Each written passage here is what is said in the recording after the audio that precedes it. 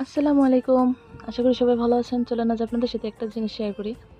আমার প্রবাসী হাসব্যান্ড তারে যদি ফোন দেয়া বলি যে টাকা পাঠাও বাজার করব, তার ১ম ডায়লগ থাকে, "মানুষ দেখি বাড়ির আশেপাশে কত রকম সবজি লাগায়। তোমরা কি করো? খালি বসে, বসে খাও আর বাথরুম যাও।"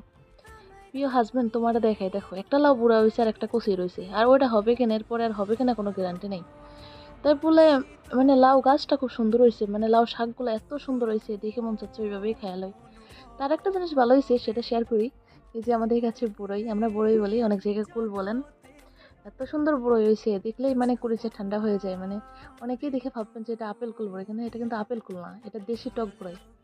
এত পরিমাণে হয়েছে আর এত সুন্দর হয়েছে বড়ইগুলা। তো আজ পর্যন্ত একটাও খাইনি, যেহেতু ছোট ছোট। চলেন একটা খেয়ে দেখি কেমন, মানে মিষ্টি হয়েছে না ভিতরে কষি আছে। এখন কিন্তু বড়িগুলা পরিপক্ক হয়ে যাচ্ছে, সেজন্য আর কি কষালো ভাবটা গিয়ে এখন মানে টক একটা ভাব আছে না, সেটা আসছে। মানে টেস্টটা মোটামুটি এখন খুব ভালো আসছে। তো সবাইকে বড়ি খাওয়ার দাওয়াত থাকলো।